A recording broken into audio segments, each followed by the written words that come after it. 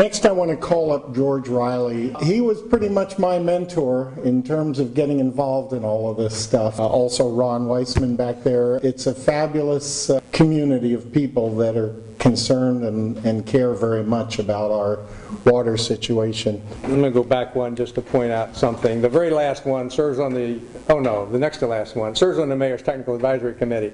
That's a real conflict for me because I'm supposed to be helping on the one hand and then I have another commitment on the other hand, and I do become a pain in the neck to some people because I have a split personality on that issue. But I just want to say that I think the Mayor's Group is trying their best to get a project, but they're wedded to Cal-Am, and that's the rub for me. And so as much as I would like to help the mayors and help everybody else find a solution, and they are looking for a community consensus as well, I think that my dilemma is that that's not my fundamental wish. My fundamental wish is what we're doing here tonight. And so I'm leaning heavily in this direction, and I may be totally in this game very soon. But I just want to go and talking about pull the pitcher. I just want to talk, why would you pull the pitcher? Why would you want to get rid of Cal-Am? You turn your tap, you turn on your faucet, and you get water. So why wouldn't you accept that? It's not a problem, is it? I mean, it's drinkable, it's available, it's dependable, you get it. So what's the problem? The problem is behind the scenes and the stuff that we don't normally think about. And there's a whole lot of community, a whole lot of our community that's just not looking at what more than just what I just started with. You turn on the tap, you get water, what's the problem? There's a huge problem. Mark talked about the cease and desist order and the issues about overdrafting the Carmel River, and then Cal-Am moved from that to overdraft Seaside Basin. The state said get off the river. Cal-Am was getting the message because they said we will start some projects. So they started a dam project, I don't really mean it quite that way, in the 90s, and it failed. They started a North Marina project in the early 2000s. Moss Landing project. It failed. They started their desal project, the regional desal project. That failed. Now we're in a fourth project. My point is, failure is the key word in each one of these projects. The second key word is we've been left with stranded costs. Failed projects. Cal-Am has been the sponsor. Cal-Am has been the initiator. Cal-Am has taken them to the PUC. Cal-Am has gotten PUC approval, and Cal-Am has failed. PUC didn't fail. We didn't have a whole lot to do with it because Cal-Am was on the show, but every project failed. And that's just trying to get a project going, which is a new supply project. We also have problems with operational day-to-day situations. The main thing I want to talk about is what Cal-Am has been doing and what we end up paying for. And yet we still don't get water. These regional desal failed, big bill, still not final numbers in on that, big bill we're paying for. They've also violated some, and Mark mentioned this about the riparian depreciation or degrading of the Carmel River. NOAA Fisheries were involved in that and wanted to fine Cal-Am. It didn't turn into a fine, but a settlement agreement. But it's a penalty that was imposed by the federal agencies on Cal-Am, which they passed it on to us on the bill. So Cal-Am fails, we pay the bill. They miscalculated their revenue structure. When the tiered structures went into play just about 3 years ago, Cal-Am made a projection on what their revenue needs were. PUC approved it. And based on whatever evaluations that they're made, they underestimated their revenue by 30%. Now, 5%, 10%, 12%, 15%, I mean, it really gets tight. 30%. In year 2010. 2011, another 30% under collection based on their revenue projections.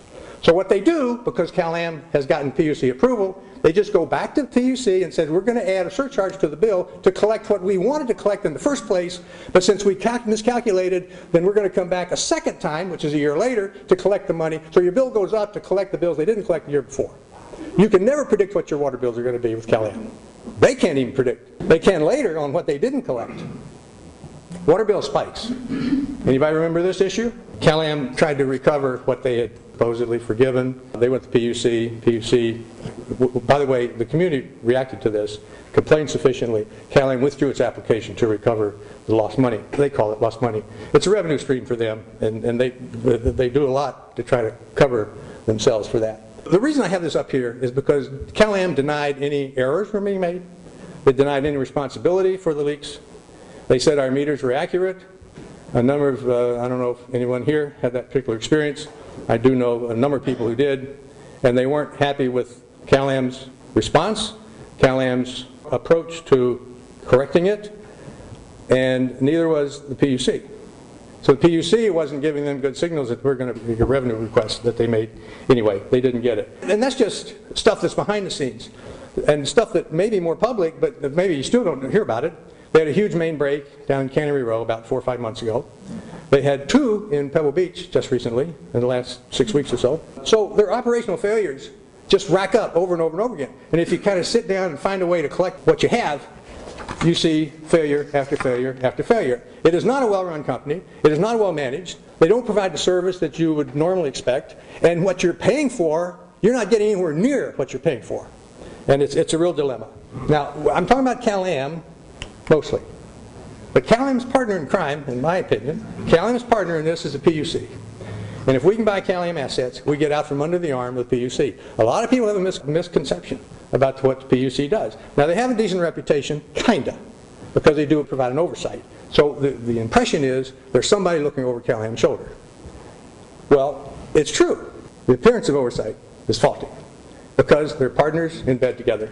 Adam mentioned what the PUC relationship is to Cal-Am. Their very first responsibility is to, first of all, guarantee that Cal-Am has a profit. Second, that Cal-Am is attractive to investors. Third, that Cal-Am has a viable bottom line. Now, how many ways can you protect a company? You know, that's about it, right? On the financial side. They don't even mention the ratepayers until about the 4th one down. They do have several other principles involved in what the PUC tries to do, but this is their #1 priority. And they have been on the same side of the issue as Cal-Am has on all of these issues. They approve the projects that failed, and when there's costs related to that, they pass every dime on to the ratepayers. Now, there's a principle involved in PUC where if the decisions that a utility makes, and it leads to failure, there's a certain evaluation that says what responsibility does the utility have that led to that failure. And normally, they will divide up the cost of that stranded cost between the investors and the ratepayers. Now, it's not a great deal for ratepayers because we end up paying 80–90% of most of those. But even in Cal-Am's case, time after time after time, PUC has felt that Cal-Am has made prudent and reasonable decisions. Therefore, they're not responsible for any of the mistakes, and all the burden falls back on the ratepayers. So they're partners in crime, and the classic is the San Clemente Dam. Now, I'm not opposed to anything related to San Clemente Dam, but I have a lot of problems with how Cal-Am treated the dam, how Cal-Am responded to the dam, and how we end up paying the bill. When Cal-Am had the application before the PUC, the process leads to a particular person, an administrative law judge, makes a proposed decision. Most of the time, the proposed decision goes to the full commission, and then they approve it, most of the time. In this case, the ALJ said Cal-Am doesn't deserve a profit, that Cal-Am does not deserve full recovery of all their interest rates on the money they spent on loaning the money for the early expense. The taking down the dam is not a water facility, it's not a supply facility. What was a supply facility, the dam, the diversions they take off the water that's backed up, was a water facility, but it's been depreciated and degraded to the extent that it is no longer a water supply facility. So they all admit this. They all admit that it is no longer a water supply facility. So ALJ said, no profit, none of this, other expenses are excluded, this is how much you can get Cal-Am, and then that decision's set for 6 months. Cal-Am proceeded to have 18 ex parte meetings with Cal-Am. Ex parte meetings are private meetings, but they need to be revealed that they took place. And the subject needs to be revealed also. And so you could go into the records, and that's how I counted. How many times did they go to the commission? 1 time, 2 times, you know, on and on and on. So 18 times they had ex parte conferences. When they're revealed, they say, San Clemente Dam costs. San Clemente Dam diversion options. San Clemente Dam, they don't tell you anything. You know it's San Clemente Dam. But after the ALJ decision, after the decision, means Cal-Am gets nothing. There were 18 meetings with Cal-Am and different commissioners. Then a single commissioner, a new commissioner, and by the way, 12 of those meetings were with the new commissioners. That commissioner came out with an alternative decision. Give Cal-Am everything. Call a demolished dam a water facility. call it used and useful for a public utility, have this in their asset pool, and all expenses paid, all the interest payments were jacked back up, and the profit was added. Full profit, not just a marginal profit, full profit. So the PUC is in bed with Cal-Am. If we can buy Cal-Am, we can get out from under the PUC. It's cost us a lot. The last 3 projects have ended in failure. We're up to $50 million and counting on the cost related to those failed projects. The federal fines I mentioned were up to $5 million, and there's maybe another 11 or so coming. Full profit on Cal-Am was $21 million. It's not over. Cal-Am has filed for additional costs to be recovered in that process, so they're still counting on that one. Additional costs on Cal-Am Dam, which wasn't really discussed much during the time they were having all these public hearings about taking down the dam. Cal-Am also always said it was $49 million, plus the contributions from public agencies and land trusts and conservation funds. On top of the $49 million that Cal-Am was seeking, there's $27 million, and that's where it asked for more money.